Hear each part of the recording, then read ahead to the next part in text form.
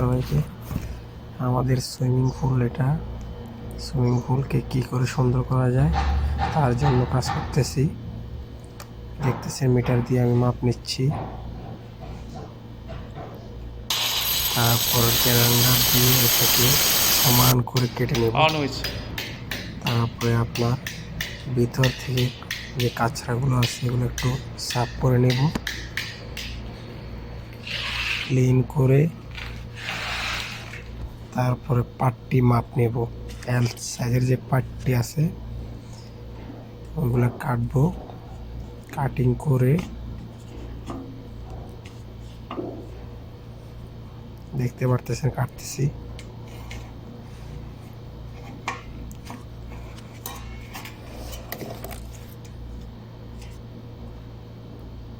তাই এভাবে দুইটা পাট্টি লাগবে, একটা উপর একটা নিচে।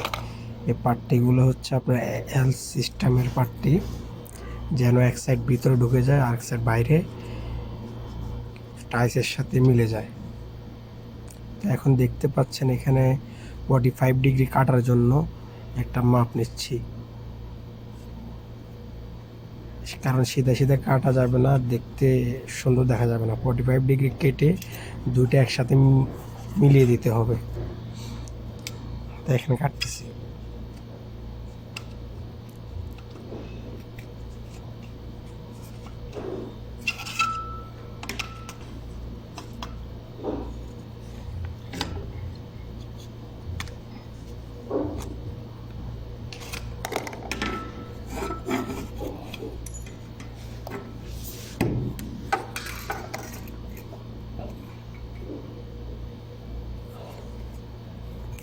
তো কাটার সময় হাতে গ্লোভস ব্যবহার করলে ভালো হয়, আমি ব্যবহার করি নাই, দুঃখিত।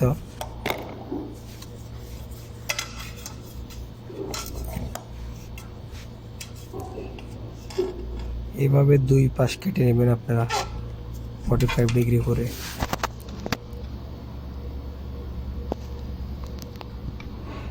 এক পাশ শুধু 45 ডিগ্রি থাকবে আর এক পাশ সিধা থাকবে। যে পাশটা আপনার সিধা থাকবে ওই পাশটা আপনার ভিতরে চলে যাবে, যেমন কি দেখতেছেন নিচের পাশটা ওটা সিধা থাকবে। সমান করে কেটে নেবেন, না হলে কিন্তু আর মিলবে না।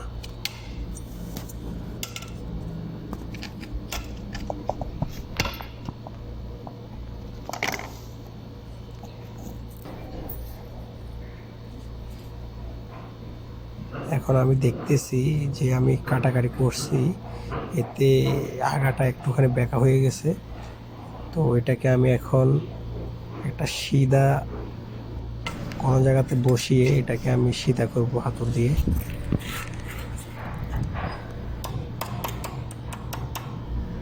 আস্তে আস্তে মারতে হবে, কারণ ওটার মধ্যে যেন স্পট না পড়ে।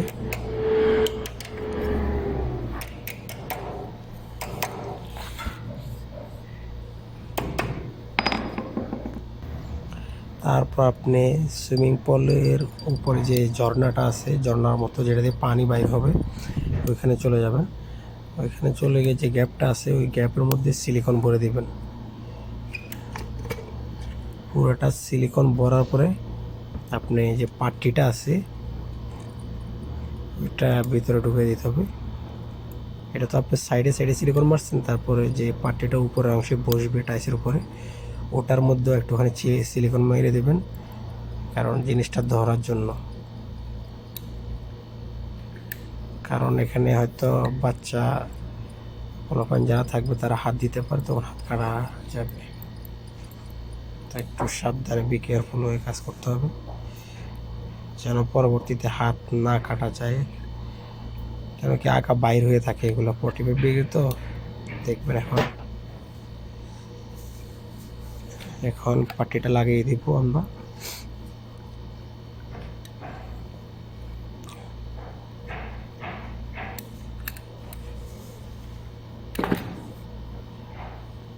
দেখেন আমরা পাট্টিটা ইতিমধ্যে লাগিয়ে দিয়েছি। এখন দেখেন জিনিসটা দেখতে অনেক সুন্দর দেখা যাচ্ছে। এটা তো এখনো